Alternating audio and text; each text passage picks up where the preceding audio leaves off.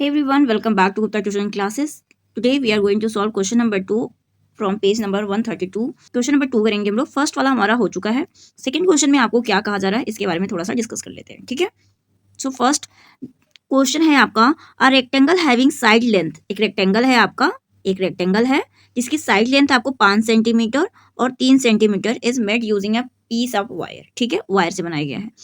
If the wire is straighten and then bend to form a square, what will be the length of a side of the square. अब पूछा जा रहा है अगर इस जो हमारा रेक्टेंगल है इसको अगर हम स्ट्रेटन कर दे, वायर से बना हुआ है तो हम इसको एक लाइन सीधा बना दे, क्योंकि इसको अगर हम इसको स्ट्रेट कर मतलब सीधा कर दे, अगर स्ट्रेटन मतलब सीधा करना होता है तो हमारा ये जो लेंथ है मतलब ये जो वायर है इसका हम बना दे स्क्वायर. स्क्वायर अगर हम इसका बना दे, इसका फिर स्क्वायर बना दे तो इसका जो साइड होगा वो क्या होगा, ये आपका क्वेश्चन है. ठीक है, आई होप आपको एक क्वेश्चन समझ में आ गया. पहले सॉल्व कैसे करना है अभी समझते हैं उसके. अब जैसा हमें पता है कि अगर रेक्टेंगल के आमने सामने वाली साइड यानी कि अपोजिट साइड्स क्या होती है, इक्वल होती है. अगर इसका 3 है तो इसका भी 3 हो जाएगा, इसका 5 है तो ये भी 5 हो जाएगा. ठीक है, इसमें तो कोई डाउट नहीं है. जो स्क्वायर होते हैं इसके सारे साइड्स क्या होते हैं, इक्वल होते हैं. इतना समझा आपको. अब इसको हम सॉल्व करते हैं. ठीक है, जो ये रेक्टेंगल है इसका जो भी एरिया पेरीमीटर निकलेगा वही उसकी लाइन, जो भी वायर होगा उसका भी वही लेंथ होगी. ठीक है, तो इसका पेरीमीटर निकाल लेते हैं. तो अगर इसका हम पेरीमीटर निकालते हैं तो 2l + b यही हमारा फॉर्मूला होता है.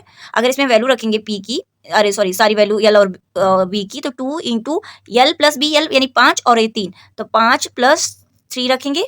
इनको सॉल्व करेंगे तो हमारा 2 × 5 3 8, यानी कि हमारा जो लेंथ आया ये 2 8 जा 16 सेंटीमीटर आया. ठीक है, इतना. यानी ये जो वायर हमने बनाया है ये 16 सेंटीमीटर का एक वायर है. अब जिसको इसको 4 स्क्वायर का शेप दिया गया है और उसके सारे साइड्स क्या है, इक्वल है. अब हमें निकालना पड़ेगा क्या, अब इसका लेंथ यानी कि पेरीमीटर पता चल गया हमको. यानी जो ये वायर से जो स्क्वायर बना है इसका जो पेरीमीटर होगा टोटल, वो तो हमें पता है कि क्या है. पेरीमीटर इसका टोटल हमें पता है कि क्या है. क्या पेरीमीटर ऑफ स्क्वायर क्या होता है, 4 × साइड होता है, जैसा हमने पहले वाले क्वेश्चन में ही पढ़ लिया था.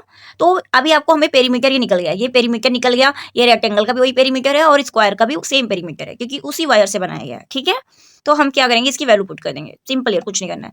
पी की वैल्यू है 16 और हमें 4 × साइड निकालना है.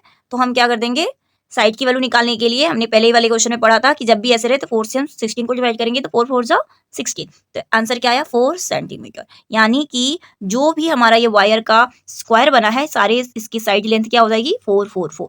ठीक है, आई होप आपको समझ में आ गया. क्वेश्चन नंबर 3 करते हैं. अब पहले क्वेश्चन समझ लेते हैं फिर क्वेश्चन सॉल्व करते हैं. कह रहा है find the length of the third side of a triangle. कोई एक ट्रायंगल है उसका थर्ड साइड हमें नहीं पता. ठीक है, उसको मान लिया x मान लिया. बाकी कह रहा है पेरीमीटर पूरा दिया हुआ है, यानी कि तीनों का सम जो दिया हुआ है उसका वैल्यू दिया है 55. पेरीमीटर इक्वल टू 55 दिया हुआ है. ठीक, ये पेरीमीटर दिया हुआ गिवन है. और आपको बोला रहा है दो साइड जो है एक 20 एक 14. मान लिया इसका 20 हो गया और इसका 14 हो गया. x की वैल्यू निकालनी है यानी तीनों का सम 55 होना चाहिए. ठीक है, तो हमें फॉर्मूला क्या पढ़ा है हमने, इसका फॉर्मूला क्या, किसी भी शेप का हमें अगर साइड निकालना हो, पेरीमीटर निकालना हो, तो हमने पढ़ा है कि सारी साइड का सम जो होता है वही हमारा उसका पेरीमीटर होता है. तो हमें x की वैल्यू निकालनी हुई है. ठीक है, लेकिन हमें पता है तीनों का सम 55 होना चाहिए. तो हम पहले लिखेंगे पेरीमीटर इक्वल टू x + 14 + 20. यही है. अब पेरीमीटर 55 दिया हुआ है तो x की वैल्यू हमें निकालना ही है. तो 20 + 14 क्या हो जाएगा, 34 हो जाएगा. इसमें तो कोई डाउट नहीं है आपको. ठीक, अब हम क्या करेंगे 55. अब हमें x की वैल्यू निकालने के लिए इस 34 को 55 से माइनस करना पड़ेगा. क्यों, क्योंकि ये 34 प्लस में इधर वापस जाएगा तो इधर 55 के पास तो माइनस हो जाएगा. तो 55 - 34 आंसर क्या हो जाएगा बच्चों, 5 में से 4 जाएगा तो 1 और 5 में से 3 जाएगा तो 2. यानी तीसरा जो साइड है वो कितना आया, 21 सेंटीमीटर. ये आपका आंसर हो गया. Easy PG. नेक्स्ट क्वेश्चन पहले समझ लेते हैं कि क्वेश्चन क्या कर रहा है. ठीक है, क्वेश्चन में है आपको क्वेश्चन नंबर 4 में what would be the cost, cost पूछा जा रहा है यानी पैसा कितना लगेगा, फेंसिंग अ रेक्टेंगुलर पार्क. ठीक, whose length is 150 metre and breadth दिया हुआ है 120 मीटर. ठीक है, एक रेक्टेंगल है, पहले इसको मैं रिमूव कर देती हूँ.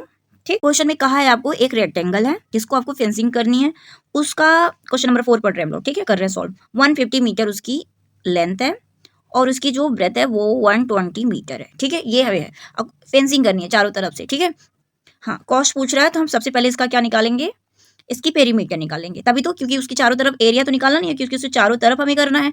चारों तरफ निकालने के लिए हमें इसका पेरीमीटर ही निकालना पड़ेगा. तो हम पेरीमीटर निकालते हैं. पढ़ा हुआ है हमने पेरीमीटर का फॉर्मूला 2l प्लस बी, जो भी इसका पेरीमीटर आएगा हम उसकी वैल्यू निकाल लेंगे, ठीक है। उसमें मल्टीप्लाई कर देंगे, 40 पर मीटर दिया हुआ है, ठीक है।